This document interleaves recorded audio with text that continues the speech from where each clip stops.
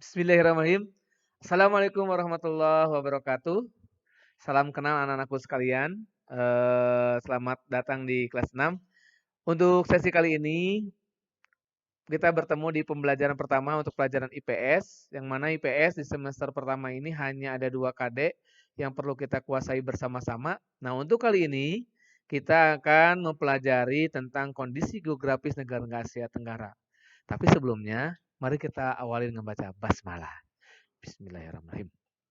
Nah, ini anak-anakku, tujuan pembelajaran kali ini Bapak menginginkan mudah-mudahan kita bisa menjelaskan kondisi geografis negara Asia Tenggara, dapat menjelaskan sumber daya alam yang dihasilkan, kemudian dapat menjelaskan pengaruh letak geografis negara Asia Tenggara terhadap kehidupan sosial, budaya, politik, dan juga ekonomi. Baiklah anak-anakku, mari kita simak, kita amati bersama-sama. Inilah peta dari negara Asia Tenggara. Silakan kalian amati. Nah, selanjutnya ada Bapak sudah membuatkan juga peta yang memang khusus negara-negara Asia Tenggara berikut bendera dari masing-masing negara tersebut. Ini adalah peta dari negara-negara Asia Tenggara. Nah, bagaimana sekarang yang jadi pertanyaan, bagaimana kondisi geografis negara Asia Tenggara? Nah, ada yang tahu apa itu kondisi geografis? Kondisi geografis ini adalah keadaan permukaan bumi berdasarkan letak, relief, cuaca, iklim, penduduk, flora, dan fauna, serta sumber daya alam. Nah, berdasarkan kondisi geografis ini kita bagi menjadi beberapa sub, yaitu bentang alam Asia Tenggara.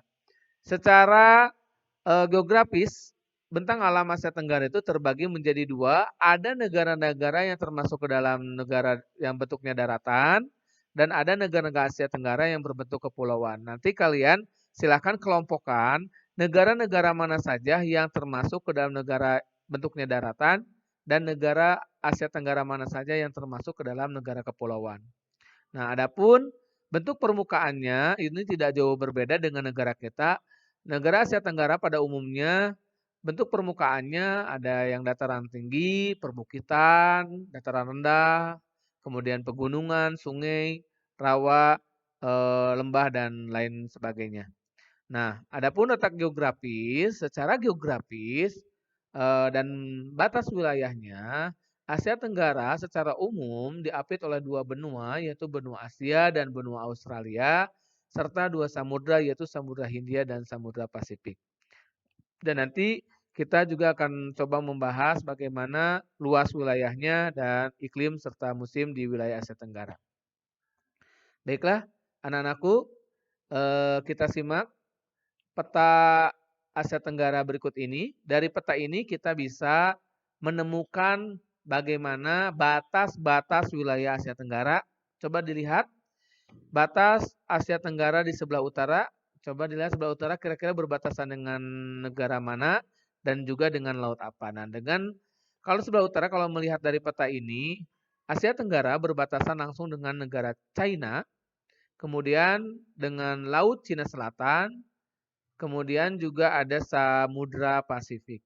Nah, sedangkan di sebelah selatan kita bisa lihat ini selatan Asia Tenggara berbatasan langsung dengan Samudra Hindia, kemudian benua Australia.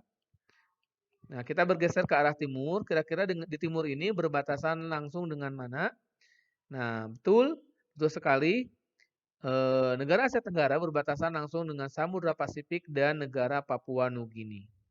Kita bergeser ke arah barat, di sini di barat, Asia Tenggara berbatasan langsung dengan India, ini India. Kemudian di sini ada Laut Andaman, dan di sini juga ada Samudra Pasifik. Ini batas-batas wilayah Asia Tenggara secara geografis.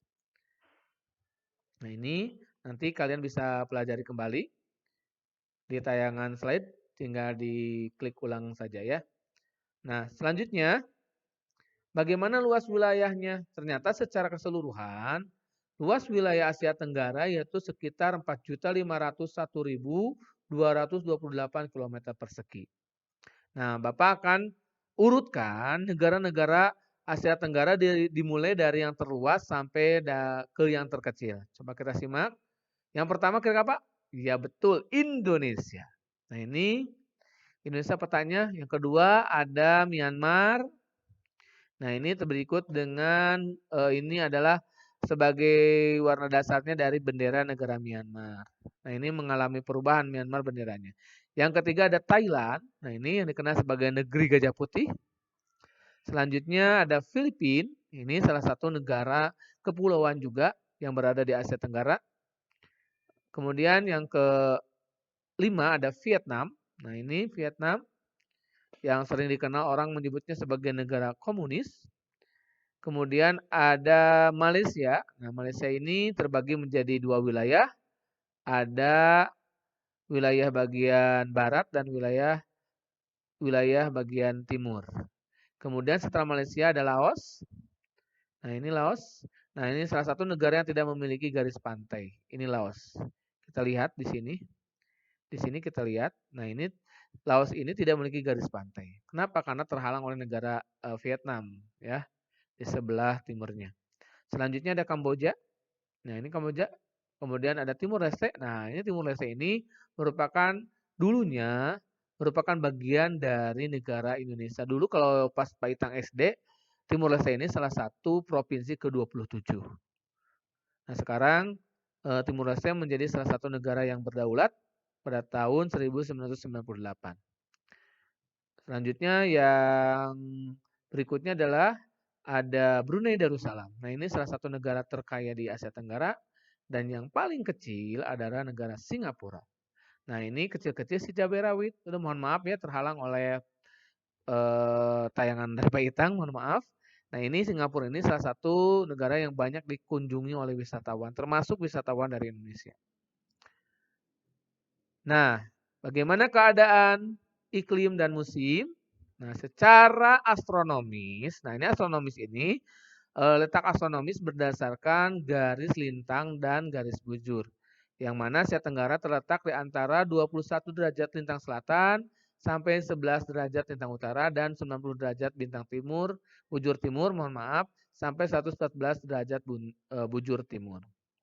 Nah, ini dapat mempengaruhi juga ke iklim sehingga iklimnya tropis dan sebagian wilayah beriklim subtropis. Nah, Asia Tenggara ini karena tadi dengan astronomi seperti itu, maka musimnya ada dua musim sama dengan negara kita, yaitu ada musim kemarau dan musim penghujan. Nah ini eh, iklim dan musim di Asia Tenggara. Mungkin itu anak-anakku bahasan kali ini untuk materi IPS. Nah sekarang nanti kalian silakan lihat modul, coba dicek modul IPS-nya, lembar IPS, silakan kalian nanti di situ ada perintah untuk menemukan negara-negara yang berada di Asia Tenggara. Silakan, itu tidak hanya 10, mohon maaf, silakan tambahkan itu seharusnya 11. Nah nanti kalian tuliskan sesuai dengan negara yang kalian temukan pertama kali, silakan urutannya sesuai dengan yang kalian temukan pertama. Nanti kalian tuliskan di kolomnya. Terima kasih atas perhatiannya. Kita akhiri dengan ucapan hamdalah. Alhamdulillahirrahmanirrahim. Demikian pembelajaran kali ini. Wassalamualaikum warahmatullahi wabarakatuh dan selamat kalian mengerjakan.